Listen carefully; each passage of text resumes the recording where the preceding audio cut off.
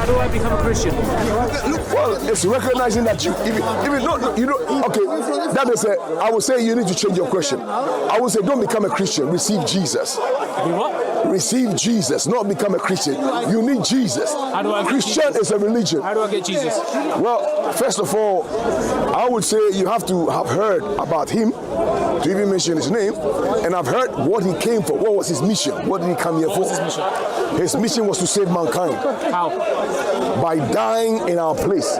We should die and go to hell, but he died and went to hell for us, so we don't have to do it. Okay, and that's it. What? No, that's the beginning. Okay. That is, what happens is that brings you into a family. We call it the family of God. So you come into the family of God, you're part of the family. Now you begin to learn like any family. You have to learn about the family. Where did the family come from? What does the family stand for? Where is the family going? You know, and when you begin to learn about the family, actually, Jesus begins to be developed in you. You become more like him. So really, become more like him? Exactly. You become more like the family that you've just been adopted in. He is the one who came to put you in the family. Yeah, but he also said that if I remember correctly, he said one of the churches will betray him or something. No. One of his disciples, one of his apostles would betray him. Listen, betrayal is a fact of life. I'm sure in your life you've had experiences with people betraying you. Yeah, but I'm not Jesus. I understand, but that doesn't apply to you. You should be more concerned about what is God's gift to you. Jesus is God's gift to you. So you're saying that I just believe that he died for my sins? Yes. And then I join a church? You don't join a church. You become part of the family by like an initiation. You accept him. You receive him. When you receive him, it comes into your heart. And actually what it does is that he changes you. He gives you a brand new start. How? You become a new person. How? Okay, first of all, I will go into a little bit of detail. I hope you understand. Talking from experience, right? Yeah. So please explain. So what it is that as human beings, we are more than a body. There's a part of us that is not body. A part of us that we call it our soul or our inner man. That inner man, Jesus makes it become new. You see, the reason why we live this life and have challenges and difficulties is because of what we are inside, like a tree. A tree bears fruit. So Jesus will change your root. Actually gives you like a grafting. You cut it off and then you put something new. So now what will come is a newness that has come, and Christ will put a new life in you. That new life will begin to change the way you see life, the way you think. Number one will be love. You will discover that you have a love for even those you used to hate. Now you love them because you realize you come into the family, you should be concerned about everybody, not just yourself. Do you love Satan? Me, I can't. You just said you love those you even hate. So but wait. We need to, that's what we understand. The family has enemies. But you love your enemies, yes? No? You love your qualified enemies. You have to qualify the enemy. So Jesus said love thy enemy or something. Yes, but qualify the enemy. I'm not a Christian, by the way. I understand. I understand. That's fine. But the bits that I know seem to be contradicting what that's fine. Let me explain. There is somebody who is against the family, opposing the family, and out to destroy the family. That's an enemy. And how do you treat enemies? Well, you need to qualify. Human enemies, you love them because they are human like you. But the devil is not human. Satan isn't human. No, but he's doing his job, right? Well, I wouldn't say job. Well, he's made a deal with God. He doesn't have a deal. In the story of Job, yes. God and the devil are saying, hey, look, this guy, he's really good. And the devil says, he's only good because you've been good to him. Have you read it?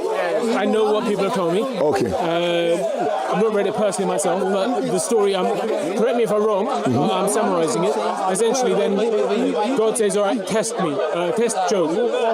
And that's what the devil does. He then takes everything away from him, kills his family, blah, blah, blah, blah, blah. And then God rewards him with everything in double or triple. At that point, God and the devils are working together for the betterment of humankind. Yes? I wouldn't agree. Why would you not agree? I wouldn't agree because there are other people who are not like Job.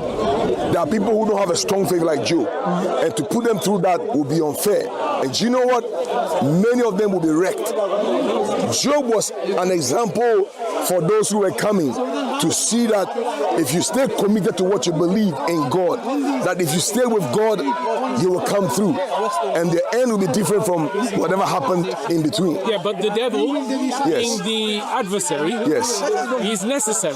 He's someone fulfilling a role. No. If you've got the hero, which is God, who's going to save you, and you have to have the bad guy who does. You don't. Well, I am. You have to have the bad guy. Can I explain it to you this way? Please do. My point to you is that this adversary became an adversary by choice. In fact, if you know the story, it's quite heartbreaking. Because this adversary used to be the most beautiful, the most excellent, the most marvelous among all God's creation. He was full of wisdom. But then he decided, I want to be independent. I want to do my own thing. And actually, that went out to destroy the family. That was the point, because there was harmony. Everything was flowing. And the adversary chose, no, I don't like this. I want my thing. The lesson here is that even as human beings, we have a will. When you do your own will, you will create chaos for yourself and for everyone connected to you. Is it necessary? No. But when you live in harmony, that harmony can then permeate and flow through everything, everybody, everyone, and then there's harmony. And so our disharmony is coming from the adversary. But we could both agree that God could have said, oh, you want to do your own thing? Click his fingers, the adversary's gone. No, it doesn't work like that. Why not? It doesn't work like that, because you have to realize that God is eternal, the adversary is also eternal. Now, even we are eternal. Even we are eternal. Human beings are eternal. That's why you can't just die physically and that's the end. It doesn't happen like that. When you die, your soul still lives on, because your soul is eternal. Yes, but and so this dimension, you may die here, but then there is a life afterwards that is eternal. It goes on forever. But you would agree that when you die, you could go through a cleansing where you're not the same sinner you were here, and that you are reborn. I think this is part of the Christian belief that you become reborn. No, you have to, okay, what it is that the issue with the family is that you need to join the family whilst you are alive, because when you die, it will be too late. See, whilst you're here, you're conscious, you make a choice. If you don't make that choice, like this is, okay, really this is the place to prove where you want to go after here. And so whilst you're here, if you connect with your maker and actually work with your maker, no matter what you go through, like what Job did, if you keep that, then when you finish like a graduation, you know that you're going to a life that, and so your purification and your cleansing needs to happen here. Okay. It's happening right now. No, I agree. Purification is happening right now. It's happening all the time. I agree it should happen here, but what I don't agree with is this goal of going to heaven. God's greatest gift to us is life. And I'm pretty sure Jesus even says himself, choose life. Yes. So when you are choosing life, that means you're choosing to be the best version of yourself here, and you're not aiming to be a good person to get a reward of heaven. You're choosing life to make this place where God, it's not that simple. Where the kingdom of heaven can come down you make it simple. That sounds good, but that's not what happens, because otherwise we'd have to judge on merit. Whose merit? I mean, how can we say? Fine, okay, good. Okay, if that is the point, then you need to realize that there is some fruit that is different. It's a strange fruit. It's not part of the garden, like weeds. There are weeds. Part of the garden, though. God put them there. No. God put them there. The weeds will always be taken out so the garden can flourish and really be productive. Any garden full of weeds may choke even the fruit, and there'll be no fruit. And it looks like a garden, but it's full of weeds. But you could agree that weeds, because we're going into botanical now, you could agree that the weeds have some purpose to them. They bring certain insects, they bring certain nutrients, they're able to do certain things that the other plants may not do. It's a balance. Unfortunately, God is all about fruit. God is big on fruit. Because there was even a story where there was a man who had a garden and had a particular tree that was supposed to give fruit. And he came and he wasn't giving fruit. And he came and said, look, it's not giving any fruit, it's wasting. Cut it down. And the husbandman said, no, give it one more year. We're going to give it a try. We'll do our best to, fertilize it, do whatever, trim it. And after a year, if it doesn't give fruit, then cut it down. So you see the chance and the opportunity given. Now, God is always giving us opportunities. But if that fruit bearing doesn't happen in this life, that is the reason why people die and go to hell. And I want to clarify as well. You mentioned heaven. Our lives will not be in heaven. It won't be in heaven. Our lives will actually be in a new earth and a new heaven. And so this earth will pass away, but there's coming a new heaven and a new earth. And so every believer should strive for the new heaven and the new earth, not to go to heaven. We're not going to live in heaven. I mean, I know people say, well, heaven is only a holding place. Heaven is a holding place, like a holding pattern, you know. You go there for a transition, and then we're coming back to a reformed earth with no evil, no adversary.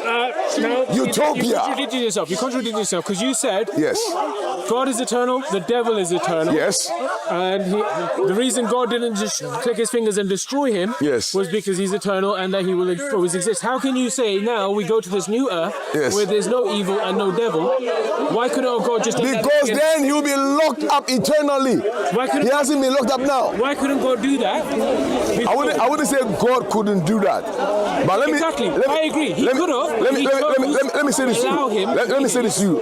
God is this wise master builder who can take situations that are kind of dead and going nowhere and breathe life into it. And so the adversary, when he came to humanity, thought he was really going to destroy us and he was going to break God's heart. Okay, to a degree, he did break God's heart.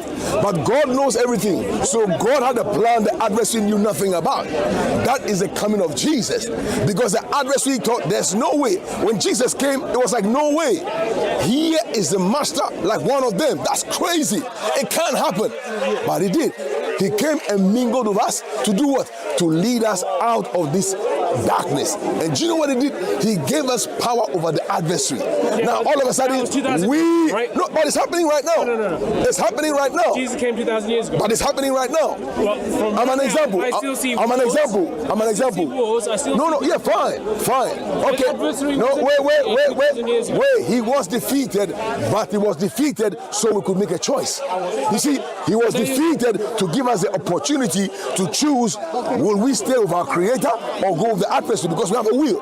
See, if we didn't have a choice... So once again, we go back to my original point. Yes. The devil was doing his job. No. He's not a bad guy. He's not your enemy. When you say job, the way you say he's doing his job, maybe that's what I'm having as an issue.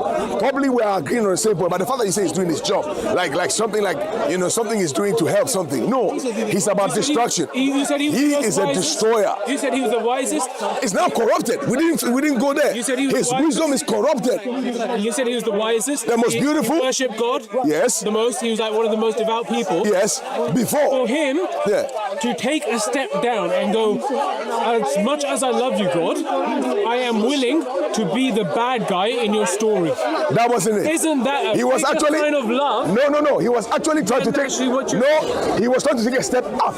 He wanted to go higher. There is no higher. No, there is. What, higher than God? Well, you ask him. You should ask yourself, what was the adversary thinking? That's why I was just when he said. But let me. He loved him. Let me explain. He understood that God needed an adversary. Let me explain something to you. The adversary knew things nobody knew. Yeah. Now there's a principle that is quite people still use it right now. It's quite, you drop something. The principle is quite interesting. The principle is, if you say something and you believe it, you can have it. That is dangerous. What? But it is. But you know what? That was what the adversary tried to use against God. He said, I'm going to be like God. I'm going to have my throne. I'm going to go up. The question that was not in his mind is, has the boss already said something where you can't go higher than him? That is where he made a mistake. You see, if he had known that God had already declared, I'm God and there's no one else like me. From the beginning, God said, I'm God. There's no one like me. I'm exclusive. That means anybody who comes along, you may say what you want to say, but you can't cross that line. But you're contradicting yourself, because you said he was the wisest, he was the most devout. Wisest among the creatures.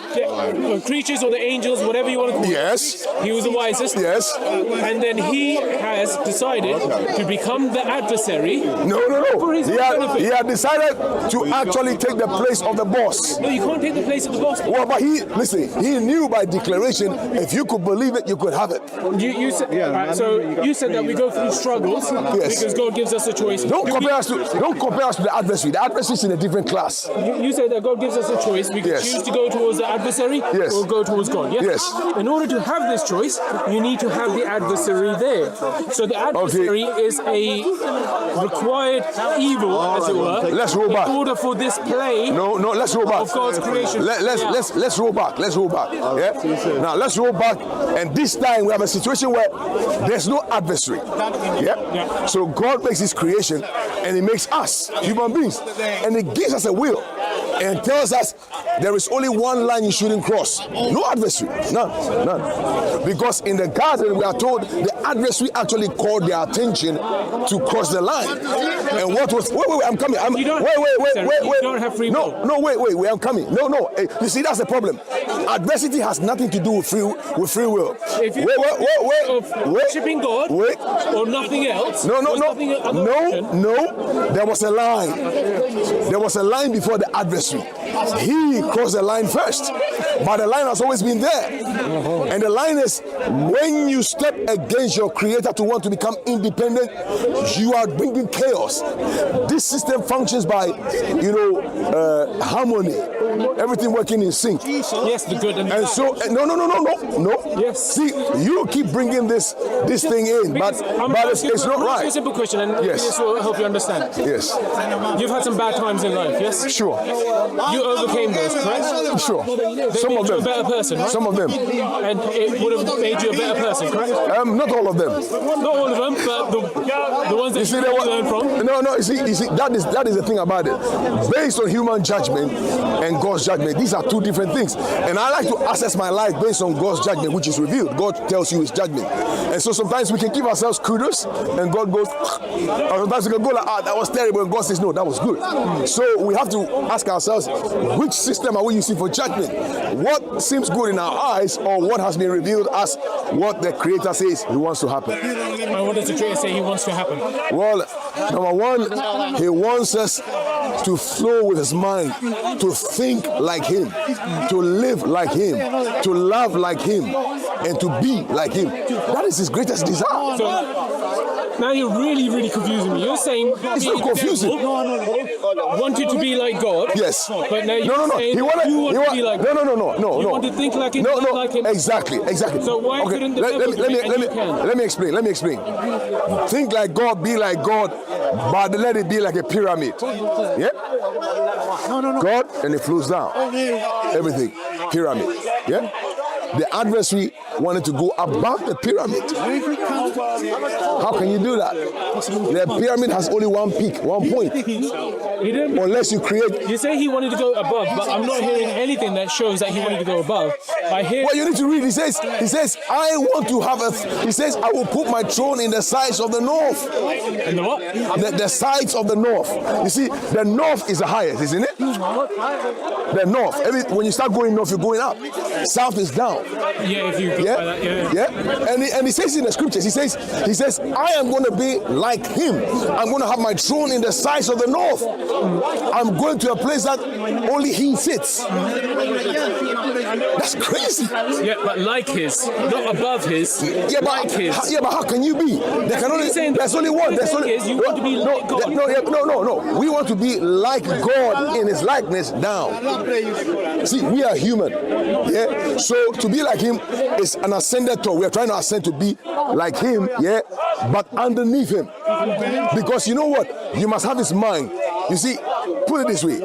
In God's mind, you can understand everything God understands. But when you question the mind of God, now you're going outside the box. But you just said you're trying to be like Him. You're trying to have the mind like Him. Not even trying. You be like Him, like a family. Whatever. Yes. You be like Him. Yes. In mind, in heart, in whatever. Yes. At that point, you're making yourself a God. No. You're not keeping Him up there. No. As far as okay, maybe. Okay. I like what you said. You're making yourself a God. God, but not God. No, but the thing is, Yeah, but no. Can you accept a God, but not God? Is it possible to be a God, but not God? no, I don't think it's possible. I Well, think because there is God. No. There is human. no. There is God. Yeah, and there could be other gods, The thing you are but they are under God. That's okay. The devil doesn't Yes. exist as a person over there. The devil is inside you. He is the one. He is the one that is saying You see, can be God. you are talking about the principles that he triggered. He triggered principles. He didn't create them. Adversity was there as a principle. You see, when God came into existence, brothers, that can't even say that. That's wrong. God has always been. But when that's wrong. I'm correcting myself. God didn't come to existence. When God began existence, there were principles that were there. Darkness, light, wrong, right. They were there. But then you can be an inventor. An inventor doesn't create. An inventor brings things in. They are out there, but it brings them in. So evil was never existing as, it only existed as a principle. It was there as a principle. It hadn't been practiced. The adversary was the first person to practice the principle of evil. And so God said, I'm God. Anything against me is evil. And so it was there. Nobody had touched it. And the adversary went, I want that for myself. I'm choosing evil. And so the adversary activated the life of evil, but the principle was there. But you said the adversary was wise. He was God's most devout worshipper. He understood that you cannot overpower God. He didn't understand that. No, that's why the mistake is. He never said you can't overcome God. The adversary knew that God had given us power where we could also create with what we say. And so the adversary had an idea like, well, if that's the case, I could do something with that. Not for the sake of the kingdom, but another side of the kingdom. See, not for the kingdom, but alongside the kingdom. And you can't have anything alongside the kingdom. There is only one kingdom. And so to go alongside, you are bringing disharmony. The kingdom only comes through going through adversity. No. Where did you get that from? You said you're given a choice. You could choose to go towards God or go towards the devil. When you have been given this choice and you choose God, that is you using your free will to say, this dark part of myself, this part of myself that I can see as the devil, where I know I could be lustful, I know I could be angry, I know I could be deceitful. I choose to put this aside and I choose. You can't. I choose to allow the good part of me, the truth. You can't do it. Passion. You can't do it. It's nice, but you can't do it. So you're saying you can't overcome your darkness? No. That's why Jesus. How is Jesus coming? That is why Jesus came. No, but he hasn't. You just said you can't overcome it. I know Jesus came to remove the root and seed of darkness. Yeah, but it's still in you. No, it is in my. Wait. You see, this is why you need to understand the makeup of man. That thing is now in my flesh, but not in me. See, I'm a tripartite person. I'm a spirit, I have a soul, I live in my body. Now, my spirit is a real me. My soul is an interface with my body that helps me to live in this world. Now, my spirit used to be corrupt, but Jesus came and changed my spirit. I'm a new person now, but the interface is still corrupt. Guess what? Wait. Guess what? The new person has been given tools and equipment to actually fix the interface so the body can function properly. That is a Christian journey. In the Christian journey, you have become a new person. Now you're working on your interface to make sure that, apps are changed, circuits are changed, things are replaced. And when you do that, you begin to discover, I'm changing. So then What happened in my root? How do you do, man? You good? Yeah, it's been a while. Sorry. No, it's okay. So, what happened in my... I'm healthy. I'm just... Get it back. Yeah. I'll catch you in a bit. What happened in my root? You see, that is the whole purpose Jesus came. He had a message. He said, unless you're born again. And actually, a Jewish rabbi asked him, how can a person be born again? Can he enter back into his mother's womb? Jesus said, no. I'm speaking about spiritual things. So Jesus tells him, what is of the spirit is the spirit, and what is natural is natural. He says, what I'm talking about is spiritual. So as a believer, when you follow Jesus, he actually gives you a new person. But what you're saying right now doesn't disagree with what I just said. I said that you have the choice to go towards God or towards the devil. If you choose God, he helps eliminate that part of you that is the devil. And you said no. But you said the devil. You said that, but the devil is still in you. You said it. I think what you said. You said even though you choose the light, the devil is still in you. Because you're still flesh. No, but the reason why. Okay. What it is that your interface, that is your soul, is connected to the world system, and so you as a person, you are new, but your interface and being in the system has got corruption. So Jesus gives you power to begin to work on that interface, to change it, to actually rewire it and recircuit it. That is what every Christian should be doing. Every Christian should be following Jesus so he can give them power to recircuit themselves, rewire themselves, and renew themselves. And it takes life. You can't. It's not something you can just do it overnight or do it in a few years, even for your life. Because so long as you're part of this world interface, there'll be issues. Because the world, we are part of it. We are in it. Okay, we are in it, but we're not part of it. That's what the difference is. We are in it, but we're not part of it because our original hard drive has been changed. We have a new hard drive. Most hard drives out there are corrupt. Every Christian has a new hard drive. And now you got to work on your interface, begin to recircuit, begin to rewire. And if you do it, then it will begin to show up in your screen, which is our body. Our body is just a screen. The body is a screen that just shows you what's going on inside. And so if you work on this hard drive that came with programs in it to help you to rewire your soul, which is your interface for your body, it will begin to change your life gradually. And the soul is a journey with Jesus, being like him. And what does that journey consist of? Well, Jesus knew that even Adam blew it. Adam was the first man made. He was a perfect man, but he blew it. Blew it directly with God. Yeah, so he didn't blow it. That was the plan. No. The plan was... No. Why would God create a garden and go, here's this particular fruit that you can never have, but I'm going to put it here just for the sake of it, and I'm going to tell you not to eat it, which I know you're going to do because God knows everything. I know you're going to eat it an hour later. It was part of the plan. Okay, let me say this to you. Nothing happens outside of God's plan. Let me explain. In the mind of God, you need to realize that the mind of God has layers. The Bible says, oh God, how deep are your thoughts? It means there are surface thoughts and there are deeper thoughts. Yeah? And so there's a part of the mind of God where God knows everything. That mind is a very dangerous place to walk. Because when you walk in that place, you feel like, well, God knows everything. I mean, what can I do? He knows everything. But that is just for us to know that he knows everything. That's now, but we have to come, then we have to come. Faith that God knows everything. Then we have to come into time.